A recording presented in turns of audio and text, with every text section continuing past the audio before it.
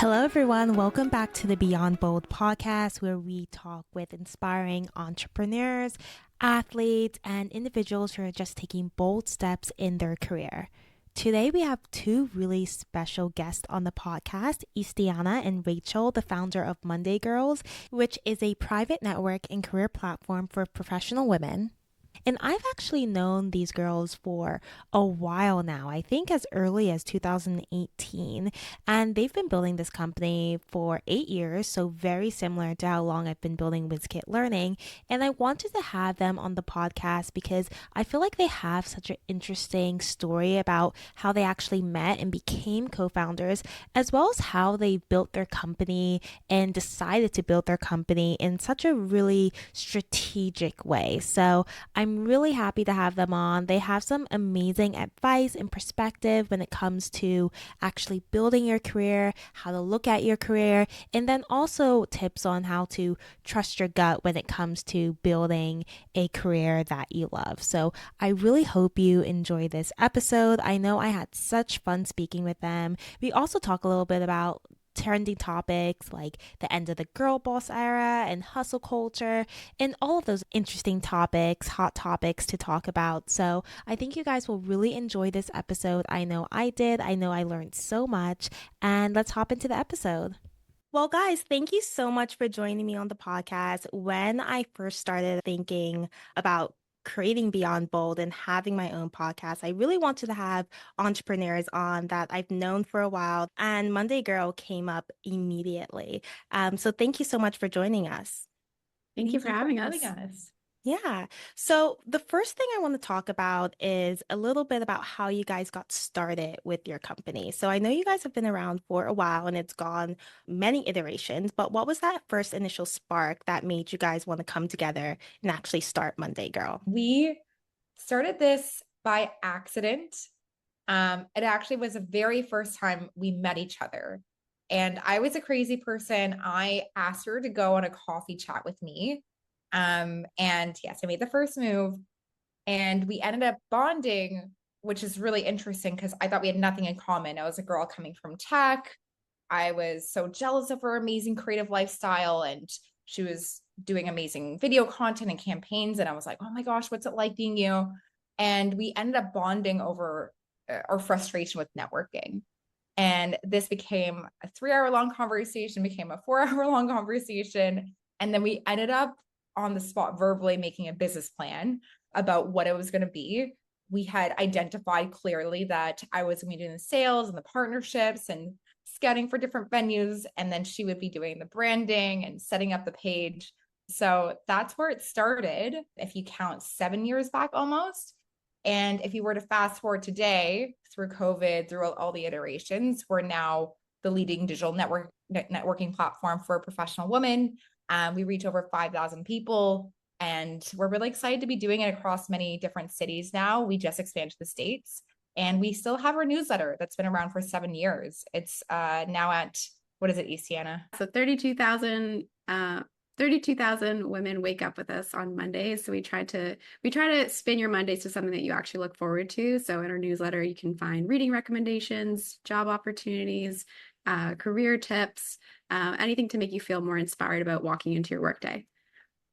Wow. And what I love about that is you guys have, I would say, the perfect like co-founder story, I would say, because I don't know if you've seen this out there, but women especially are often like encouraged to have a co-founder. Like if you're a solo founder, like they're like, go out and find a co-founder. Some of it definitely from a misogynistic standpoint, but some of it from the standpoint of, it really helps to have two people in specific lanes who are experts at two different parts of the company to grow it.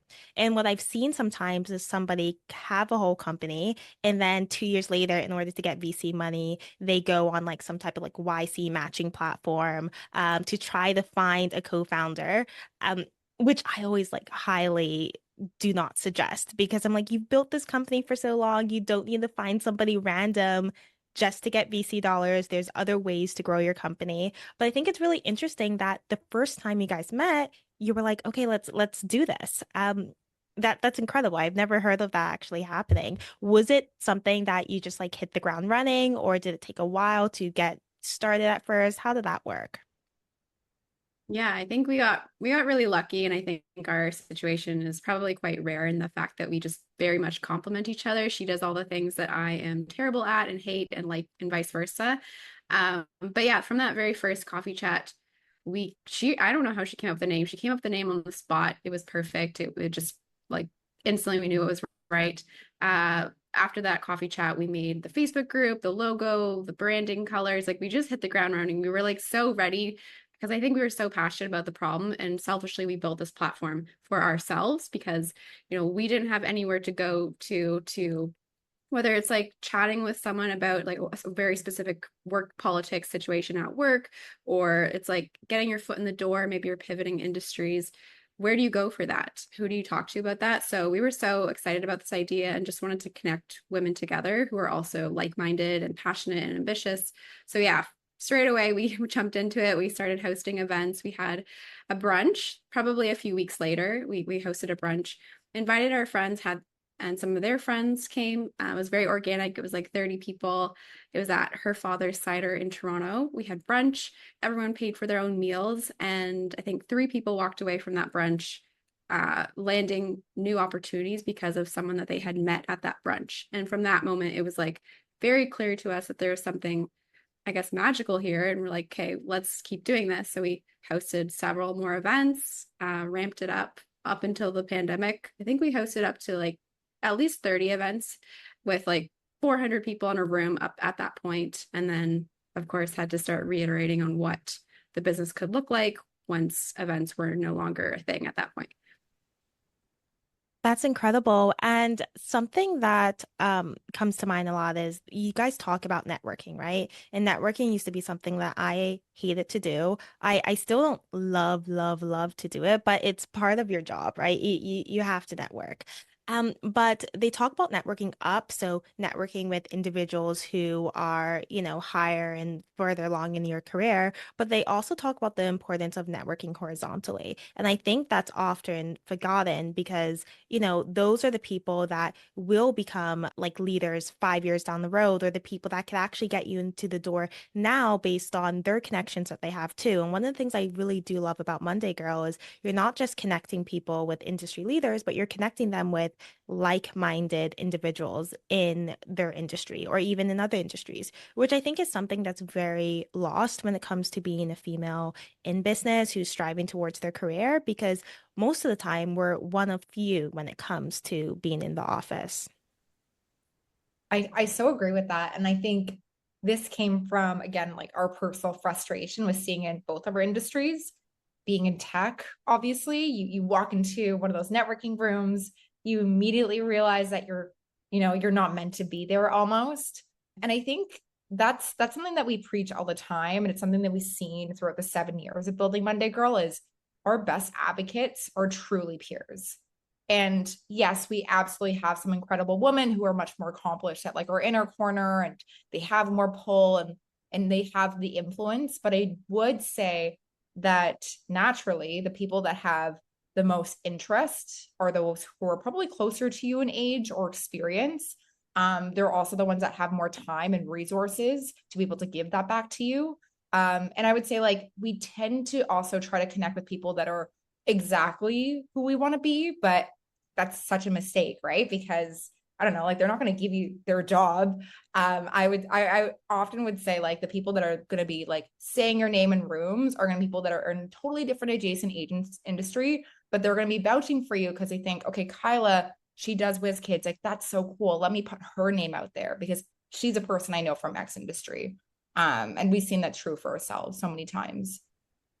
And I want to talk a little bit about growing your company because you guys have been super successful and been able to do it without VC dollars, if I'm correct, right? And it seemed like you Correct. bootstrapped your company for a while. I bootstrapped my company for most, like, I think the first 4 or maybe even 6 years actually. So just taking the money that I made and putting it back into the company. And how have you guys found growing the company and as well as creating such a name for yourself while still not really having that mounds of capital behind you? I think that, well, we didn't go into this kind of expecting or planning that this would be our jobs. And we didn't go in with like a specific business plan. Like it was very much a passion project for a long time until we really validated that what we were doing was working and we were solving a problem and a lot of people were buying into it. So organically over time, we just kind of reached the conclusion like, okay, let's do this. So um, 2 years, a year and a half ago, I was able to go full time. And a year ago, Rachel quit her job to pursue it. And yeah, we've been bootstrapping it for the past 7 years. And I think another really cool thing about the Monday Girl community is that it's been very organic. Like a lot of our members refer each other. It's word of mouth has always been like one of our biggest, I guess, marketing tactics. People are so excited and proud to share that they're members. They post it on their LinkedIn profiles, they add it to their Instagram bios. So the growth has been, yeah, very organic, which I guess has been, we've been lucky to see, but yeah, that's been a huge part of our journey. And so it's been close to 8 years, right? Now? Yeah. And so you guys have done a lot of incredible things. What is a pinch me moment that you're like, oh my gosh, I cannot believe that we've come this far? Do you guys have any of those? I think the pinch me moments are less grand than the ones that people assume from the outside. Typically, when I'm doing something like really intense, like we have this annual summit. This year was 1,000 people. It was back to back, and it was crazy, and it was beautiful, and it was everything we always wished it was. But in those moments, like I'm probably just way too frazzled to even take it all in. Um, I would say the pinch me moments are like the moments that a member comes up to me very naturally during an event and they tell me their story. They tell me like why Monday Girls helped them, whether it's, they're new to the city and they found a new friend and like that friend was able to introduce them to like their now friend group. And they feel so much more welcome in the city. Or the other pieces, they've actually been able to find like their true calling. We have a career coaching resource now too. And so one of our members actually went through that, realized that she was not in the right place and she ended up pivoting altogether. She's like, thanks to you, I quit my job. And I'm like, ooh, I don't know if like I want to hear that, but it was the most positive thing ever for her. And she was able to really grasp and think about what she wanted to do next. So I think those are the pinch me moments. Like those are the moments I'm like, oh, Istiana, and like I pull up my phone, I freak out. Like those are the most special moments. What about you, Stiana? Yeah, I would echo that. I think we have a Slack channel. We like to call it like the girls group chat for your career. We have, our 5,000 members like across North America in there, and every day people are posting not only like their questions and opportunities for each other, but they celebrate their wins and people are really proud to post them. And they can be like little wins like put my hand up in the meeting today, or like I landed a job, or I negotiated my salary by 10,000 more. Like we see those wins on a daily basis. And I think those moments are just like, yeah, so special. And it's just a testament to, I guess, the power of our network. And yeah, I would say that. It's always those little moments, right? And I completely agree. When you're doing those big things, you're so in it that you sometimes can't even enjoy it. But it's even, I find sometimes pinch me moments come after a meeting where I'm like, wow, like I did really good, or I solved this problem that I didn't think I was able to solve. Like they come in the everyday moments as well, too. I want to get to the part of the podcast where we take a deep dive into a trending topic that's happening. And before I start, would you guys consider yourself millennials or zillennials, or where would you say you fall with, or Gen Z? I actually don't know. I have a Gen Z We're sister. definitely.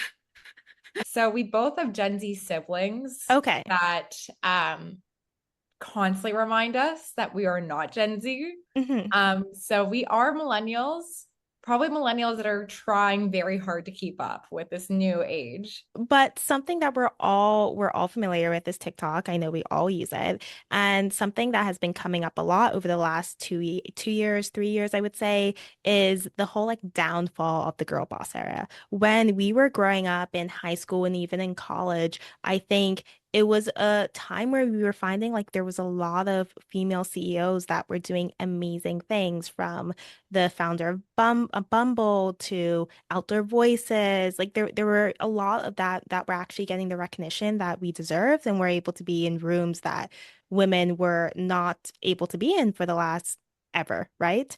And then we found that there was kind of like this I don't say like downfall of the girl boss era, but the word girl boss became something that is kind of cringy, I guess, to some people. And now over the last 2 years, this whole phrase of like girl bossing too close to the sun has come up, and there's been like movements of not working, don't work too hard at jobs, or quiet quitting and things like that. And I think it also is a reflection of where we are in society. I mean, we as the whole world has gone through a really hard 4 years, even mentally. So, killing yourself at your job is something that's just like not even really possible anymore, right?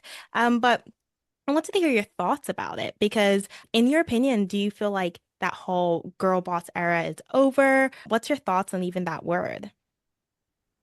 I think there's so many themes when it comes to this topic.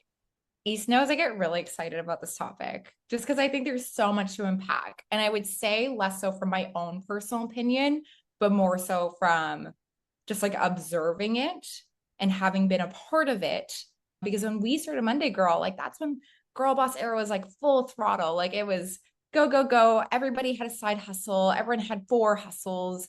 And it was the coolest thing ever to be a founder. And we idolize these up and coming, as we should have, female founders that were doing incredible things in traditionally male dominated spaces. And I think we were just so excited to see them take space, right? It was so exciting to see them finally be there. And I think as a result, we put them on a pedestal. By we, I would say society and the media. And society and media loves a good downfall story. And I think it was victim to, of course, I think overall job market sentiment. We had a very difficult past 4 years. People were losing their jobs. Companies were forced to, scale up really, really quick during that time. And they had to downsize very rapidly just to make sure they're keeping, their company afloat. So I think for a number of reasons, we were like watching in the distance as this happened. And I think it just made me realize personally that it's so funny that we're so prescribed, like as women. I'd still say today, and it's so funny because we're living in 2024. We think like, we see so many variations of what we could be and what success is, but we're still over and over again told what not to do, right? So now there's become this shift, as in, don't girl boss too hard to the sun, or, if you like your job, like, are you sure you should? And that's completely valid. And there's so many stories that we hear that are like horror stories of people just being completely taken advantage of. But I would say on the flip side of things, like, why is there one size fits all, right? Like men are definitely not one size fits all. I don't hear people screaming at men about what they should do, if they should work too hard, if they're not working too hard. In fact, if women tell their husbands they're working too hard, they're nagging that, right? So it's like, women instead are being told in various ways to fit in a box. So I still feel like, even though I did love the era of like the Barbie and like, different, I think we're seeing like really cool cultural moments of like us thinking about it, but I still think we have so long to go. So that's my rant about it. Clearly, I'm very Yeah. excited. It's one of my favorite topics too, which is, why I wanted to definitely pick it, because I think we're doing the same thing to the word girl boss as we're doing to really the way we're looking at women now when it comes to how they should approach their careers, which is saying that girl bossing idea, one of its biggest criticism is it didn't take into like intersectionalities of where you lived, race, etc. It was kind of like, if you just work hard, hard, hard, hard, The you lean will, in, Sheryl yeah, lean in. Sandberg. Oh, Exactly. yes. I have thoughts about that too. So Yeah, yeah, exactly. And I think we're doing the same thing when it comes to female founders now, is that we're seeing their downfall, I would say, of like some prominent female founders. And I even would even go in far to say that a lot of it's not warranted. I remember Emily Weiss, oh my gosh, Glossier. There was like this hit piece that came out of it. And one of the biggest things they said is that she invited her team over to her house and she made them gluten-free pasta. I'm like, why is that in like an article? Like, why is that bad, right? And we're held to such a higher standard where actually a lot of very successful men who've gone on to create like public companies, they failed at multiple companies before they got that big break. And the fact that we hold women to such like this high standard of like you can't make any mistakes throughout the way, I think is just really detrimental overall to our growth as female founders. And I would say the other part is the whole hustle culture thing where that's become a bad word, like hustling, working hard, etc. And I think we have to meet in the middle a bit. I was reading an article about like the girl boss era being over, and they interviewed somebody, and the girl said, "Okay, I'm all good for working hard at my corporate job, but by age 28, I'm out." And I'm thinking, "Oh my gosh, like that is so early to be out of trying to, reach your career goals when it comes to your whole entire life, right? Like to expect to just work hard throughout your 20s and be coasting for the rest of your life is just not like realistic in any way. It doesn't take into account any economic changes or even give yourself enough time to grow and learn, etc. So what's your thoughts on that? Because in my opinion, I'm like, I don't believe people need to be working so hard where they are, detrimental to their health. But I do think there's times where you're going to have to be up at 7 and go to bed at 10 o'clock at night if you want to make it far enough in your career. Can I just say that social media has been a huge part of this in both sides of the That's so spectrum? true. I think that Sophia Maruso, who was actually the one that coined the term girl boss, she does a very good job of thinking through this. And she does a very good job of being really reflective of the impact of what that meant. Because it's absolutely fair. There was a time and place in those like early 2000s where everyone felt like they had to be working their butts off and being very unsustainable, no matter what they did to be able to be acceptable, right? But I would say now on the flip side, it's really interesting. I was having a conversation with a friend and he was telling me about, how he really wanted to start a company, didn't know what it was, just like wanted to start a company. And I'm like, why? And he's like, it looks so cool. You get to just like, do your own thing. If you want to wake up on a beach, you could. If you wanted to do like anything, you totally could. It's on your own, blah, blah. And it's so funny because all three of us are going like, oh my God. And I was like, look, I am the last I'm very, very pro entrepreneurship. I love hearing people create something really big for themselves, especially from someone that's doing themselves. But I was like, man, this entrepreneurship, when you sign up, it's a ride. It is crazy. The highs are really high, but the lows are insane. And maybe we're, done with the word hustle, but like, I don't know, we suffer a lot is what I would say, right? Like we suffer mentally, physically, the hours, like, you can't just clock out. At a company, you totally can. You just can't clock out on your own dime because you're your boss or your customers. You have to make sure you're accountable to them. So it was really interesting. And I told him this and he was like, wow, he's like, on social, I don't see that. And I'm like, really? And he's a bit younger. So he's like, I don't see that.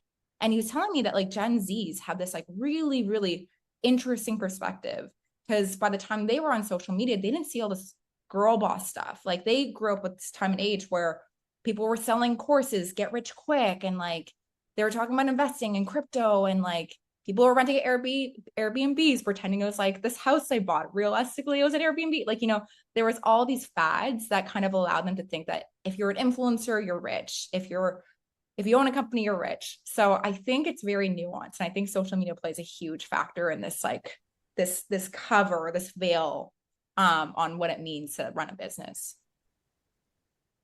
Absolutely, absolutely. And I would also say the fact that even 4 years ago, it was easier to raise venture capital than it is now.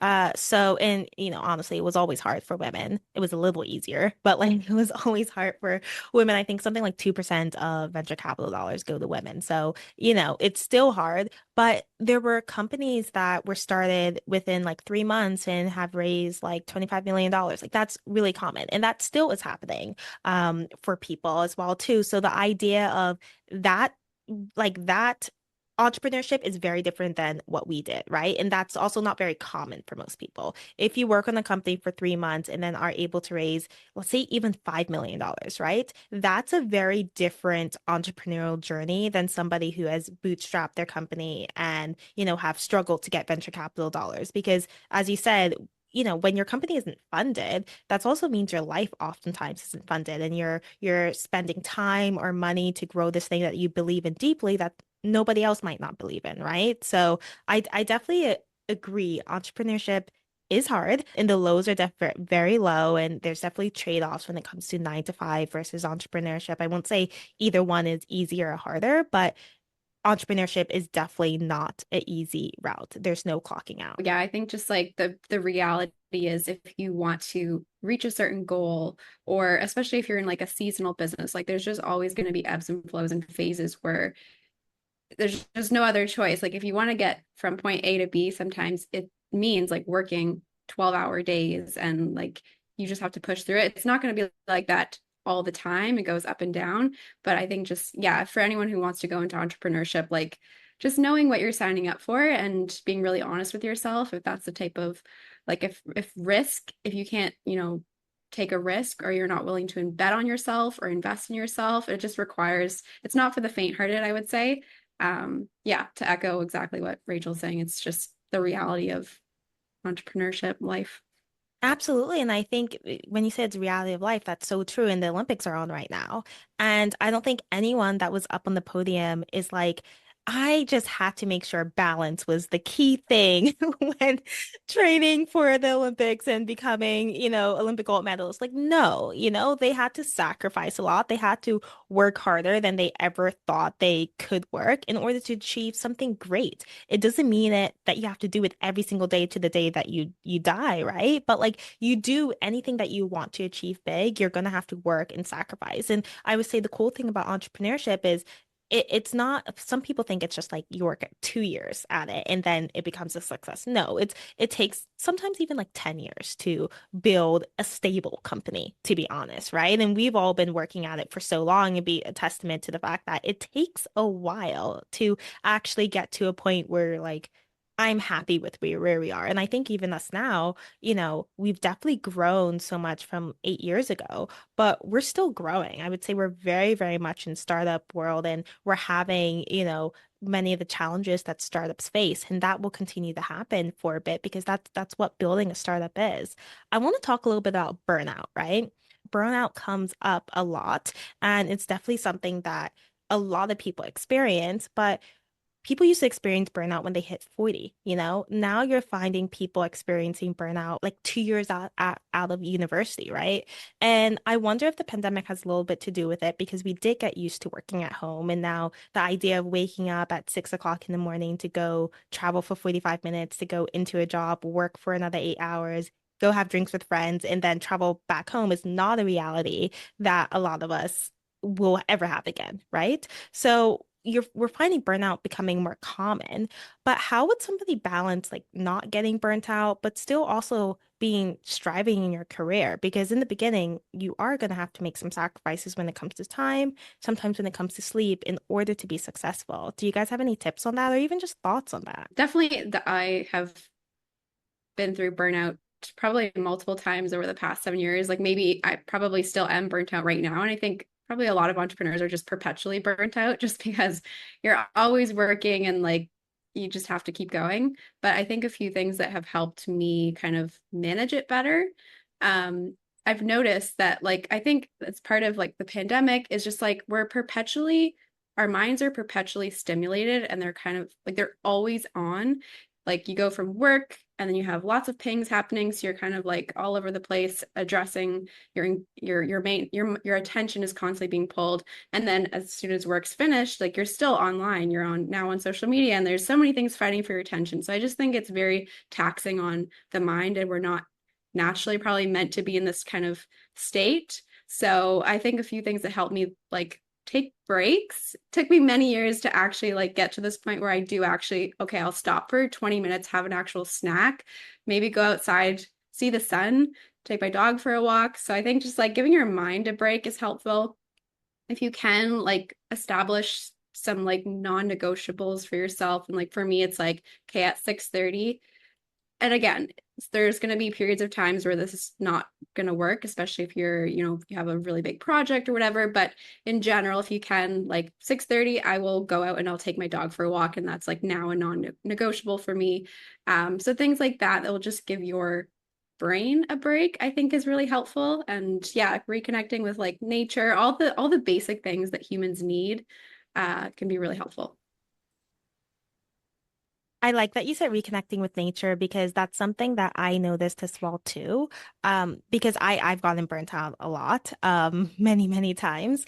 And I found sometimes what I would do is just on the weekend, I'll just be like, okay, I'm just gonna sleep the whole Saturday, right? And I'll wake up on Sunday and still feel as drained, as tired as I did when on Friday afternoon. And what I found has really helped me is going on walks, actually just like getting outside. Somebody famous said this, I don't know, some famous philosopher that like never trust a negative thought that you have indoors, because like you can't like see beyond the horizons and stuff like that.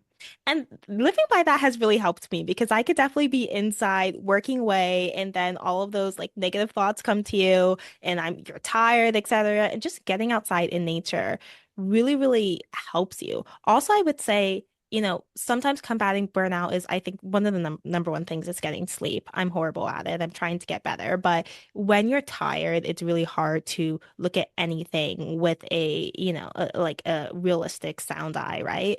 But the other thing is also kind of staying busy, and it's a balance with it as well too, because I think if we're all very busy people, but if the only thing that we were busy with was work, that will tire us out tremendously, right? So having those standing things, whether it's going to a fitness class or meeting a friend or for dinner, etc., like that, those things actually help you, um, not be burnt out.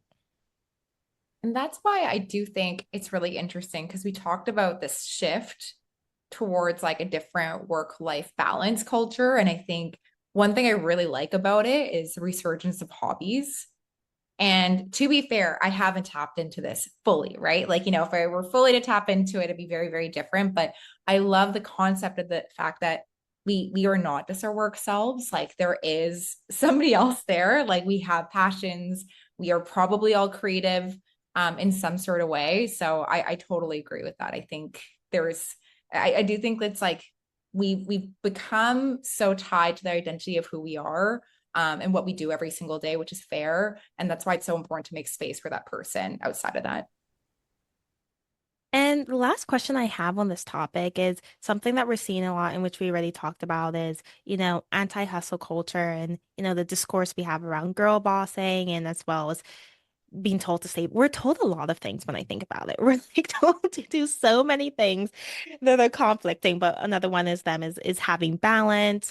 And something that I've noticed is that there has been a desire, like when it comes into like entry level jobs, to not be as cross-functional as might have that I would have expected when I got out of college, or had an internship in university. I know for me, when I first worked my first job, I was like an intern at a commercial bank and I absolutely loved it, but I was doing a whole bunch of things and at no time did I think to say or think was not in my job description, right? And I think it's a little different when it comes to, entry level jobs when you are getting asked to come in as like a marketing associate and then they have you, I don't know, doing the finances. Yeah, th those are two different things. You're probably not equipped to do both of those things, but I feel like cross-functionality is becoming even more important, especially with the increase in AI. Like a lot of jobs could disappear. So being a cross-functional person is important. But I also noticed that there is this sentiment, and I think it actually comes with a lot of just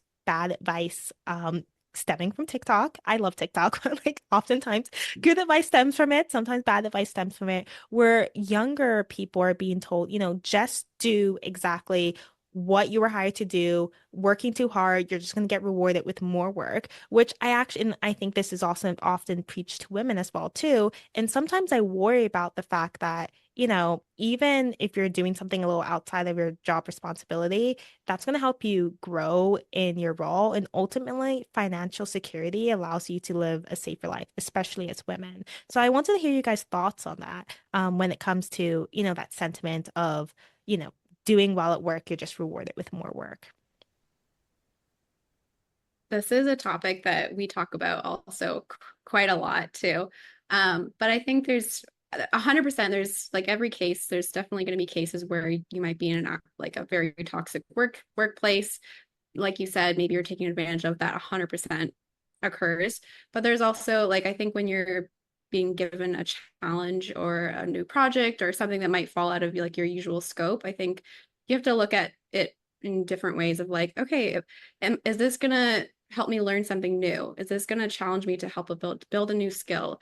Or is this making this move or this decision, could this connect me to, expand my network or build relationships? So there's so many like than just money and time. There's so many kind of cost benefits and opportunities, like opportunity costs you have to think about. So like not every path is linear, and a lot of times to get to where you want to go long term, you have to take maybe a few steps backwards or laterally sideways. Most paths aren't just a straight up line. So like kind of just thinking about what will this teach me? Is this going to help me, like, and being more open-minded to that and thinking long term when you're being given like a new challenge or a task.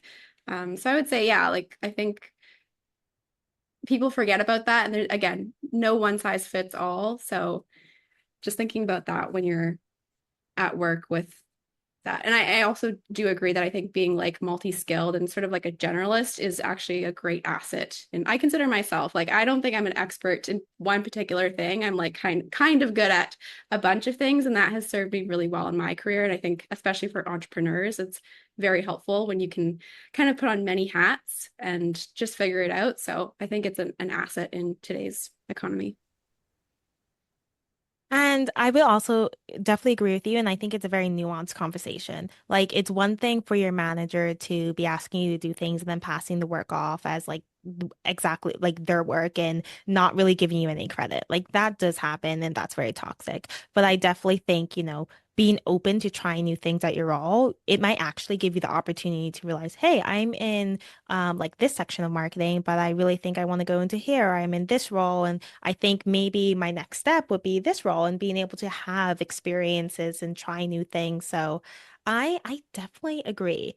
Any last before we move on to the next section, any last thoughts about this topic? I mean, I could talk forever about like girl bossing, hustle culture, etc., because it is so nuanced, right? We love this topic so much too, because there's so many perspectives on it. And because it's so nuanced, like we could talk forever about it. I think one other thing to notice is that it also is a reflection, to be fair, of the current economy and the job market. Like I will say, I'm looking at jobs right now and I'm talking to all these young people, and they're not getting the same access to the kind of opportunities I was getting when I first started my career. And I will say that I probably joined at a very lucky time. This is when startups were taking off. It was really, really cool to work at one of these big companies, and they were hiring like crazy. And they had these like really, really sexy like orientations and programs, and they fly you out. And I just know, anecdotally speaking and looking at the numbers right now, those opportunities are not the same. So I think a lot of it comes from like this feeling, but it's also layered again, like back to social media. It's like this almost like overabundance of information. So now people feel like they're experts, right? But the problem is you're equipping these really young people that are not getting a ton of opportunities with really, really expert and nuanced advice. And it's going to be really hard to mix both those things together. It's going to be really, really hard to be like, all right, this is how to be very, very picky about your next opportunity in a space where, there's not a ton of opportunities. So I think it's a double-edged sword in that sort of way. Absolutely, absolutely. Well, I love that. And let's go into some practical advice that you might have for listeners. So, obviously, you guys have had your company for a while. What are some specific challenges or a specific challenge you had when growing this company, and how did you overcome it? I think that there's been many challenges. Like every single day, there's probably a fire to put out or a challenge to solve. I mean, the biggest ones I can think of is like, well, when the pandemic came and it completely, our business literally could not run. We could no longer host events. So we had to majorly pivot and decide like what we were going to do, which we ended up launching the digital platform, but we had to evolve and adapt. So that was a big learning thing, a big challenge. I don't know, Rachel, what comes to mind for you? I think when we talk about bootstrap businesses, and I love that this is more and more of a theme now, it's also probably because venture capitals is so much harder to get, um, is that people don't talk about the fact that having a full-time job can be a way of self-funding. I really do believe that. Like, I think this old advice of like, if you really, really care about it, just like make the jump. And to be fair, like both me and Istiana made the jump. Like, we're not saying we didn't, but we did it at very thoughtful times. I think there were calculated risks. Like, we did assess to see if like this is reoccurring revenue. We did assess whether or not it was going to be something that was, sustainable for ourselves to take an income from. But I think people don't really talk about the fact that it's like we had to work full time at what we're doing in order to grow this thing and validate it. And I think that in between phase is really, really challenging. And I think a lot of people go through that and we don't talk about it enough.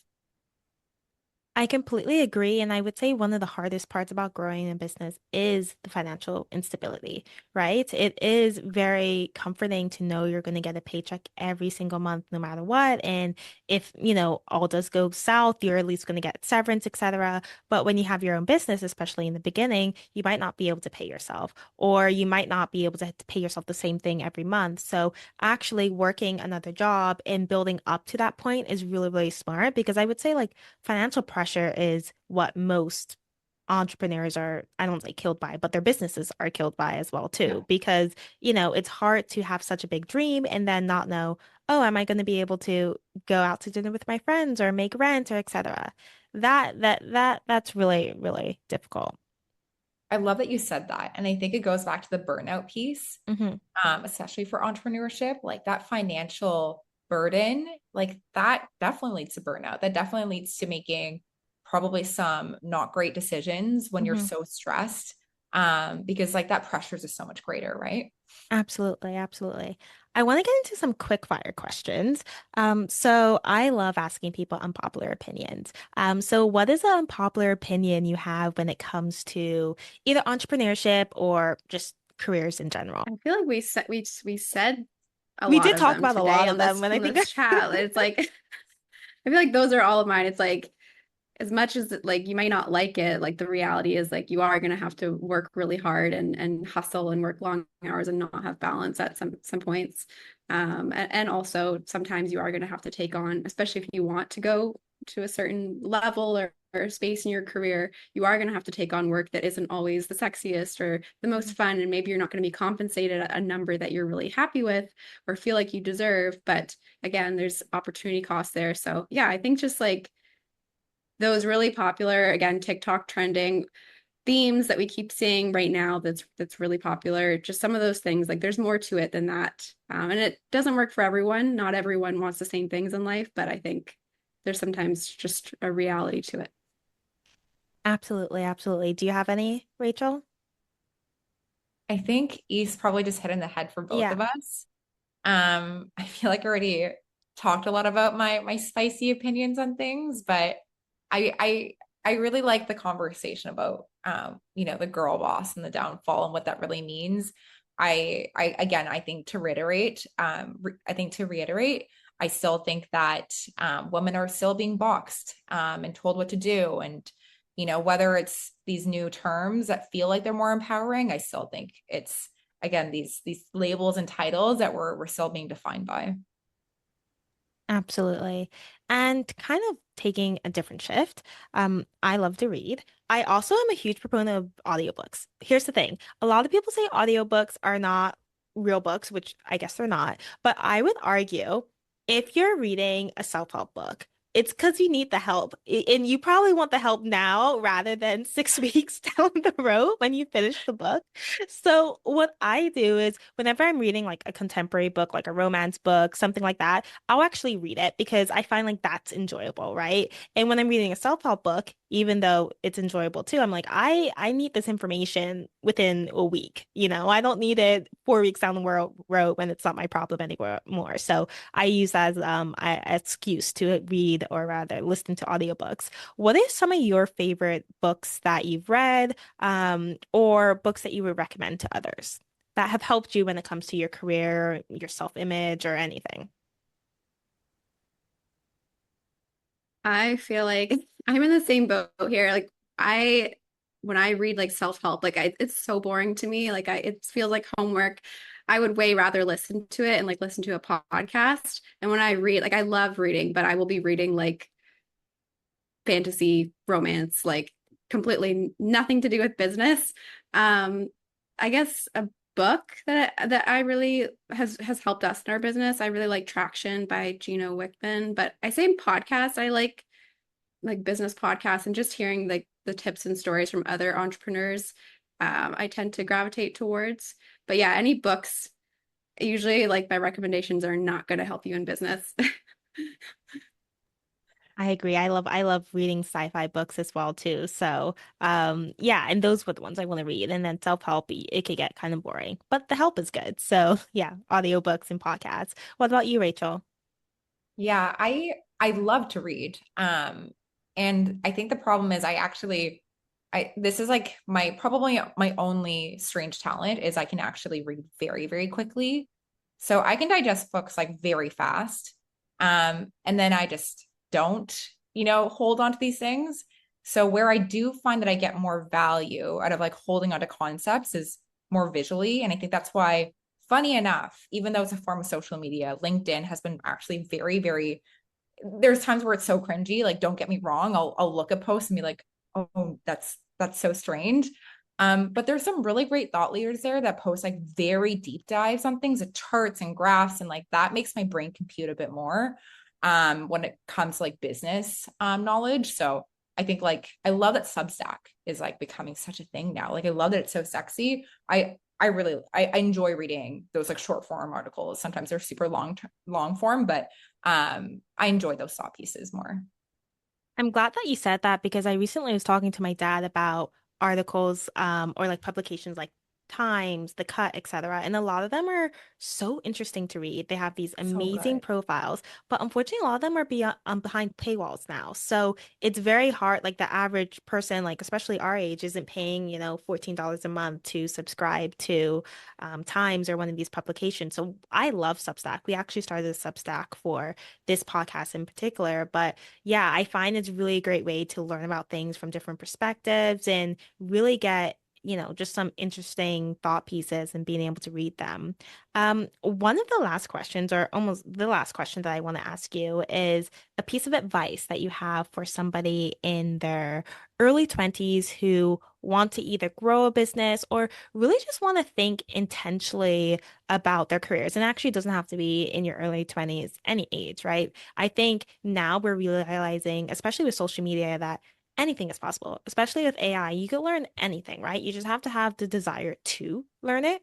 And I think it has allowed us to all think a lot more critically about the life that we want to build because you are working 24, not 24/7, but like most of your life you are at work, because we have to eat. So your career is a big part of what you do. So what advice would you guys have for somebody who is trying to build their career intentionally, and maybe are at the beginning and don't know where to start? Oh, I would say that throughout your career, and especially in the beginning, like you definitely want to soak up as much information, learn as much as you possibly can, like expose yourself to a variety of different people with a diverse range of perspectives and expertise, like build your board of directors, like find your mentors 100%, like learn from people. But I think at the end of the day, always trust your gut and be just like listen to yourself, because at the end of the day, even though you might have received so many good pieces of advice, like at the end of the day, you are like, you know what's best for you. You know what you want in your career and you know what's best for your business. So I think take those learnings all with a grain of salt and just listen to your gut and like what do you actually want and what do you know deep down is going to work for you. Mine is going to be a bit more like broad. I'd say, you know, that is it. I feel like it's a saying. I'm going to butcher it. I think it's going to be like, do it for the plot. Yeah, that's Uh, it. it's kind of like, TikToky. It's like, do it for the plot. I think your 20s are for the plot, right? Like, I think you have to live your life through like a very different lens and not put this prescription on yourself or notion of what you need to be. To be fair, some people like are very figured out and like good for them. But I'd say most of the time, like to Istiana's point, like you have to soak up as much as you can and be around people that really challenge you and different diverse perspectives. And I'd say like don't be afraid to fail. Like failing is amazing in your 20s. Like this is when you learn, like I learned the hardest from my failures. Like nothing will teach me a lesson harder than a failure. So I'd say if you do it again, like fail fast. But if you do it a lot in your 20s, like you're just gonna have so much A, trust and confidence in yourself, and B, you're just gonna have just like a more fun life to talk about. So I love both of those, trusting yourself and also, testing things out in your 20s. And I would agree that your 20s is a time to try a lot of things and also not put any pressure on yourself. I think the founder of Spanx like started her company in her late 20s. A lot of founders have not even started companies in their 20s, have been doing completely other things. And the best thing that we could do is try new things and also learn how to bet on yourself and trust your gut because that's really what you're going to need to be able to have a successful career. Um, yeah, so thank you guys so much for joining me. I really love the conversation that we had. I could go on and on about like girl bossing and hustle culture and like all of those fun things that we as women have to think about because we're told so many different ways in order we have to act in order to build our career. But where can people find and learn more about Monday Girl? And do you guys have any events coming up that you might want to put on our listeners' radar? Yeah, so you can always apply to become a member and attend all of our events. We have events happening every single month. So join mondaygirl.com. Our next cohort is we're accepting new members in September 2024. You can find us on all social media platforms, TikTok, Instagram, LinkedIn, at Join Monday Girl. Awesome. Well, thank you guys so much for joining us. I know that Monday Girl has done some phenomenal things and it's going to go on to be even bigger. So I really appreciate your insights and everything that we spoke about today. Thank you for having us. thanks so much. This is so much fun. Well, guys, thank you so much for listening to this podcast. I really hope you enjoyed that episode.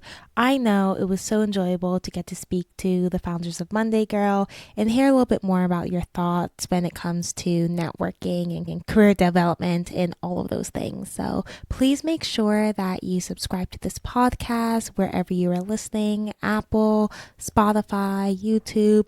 And it will mean so much to me if you give it a 5-star and tell us what you want to see more and maybe who you want to see on the podcast too. So thank you guys for listening. I hope you have an incredible rest of your week and have a great day.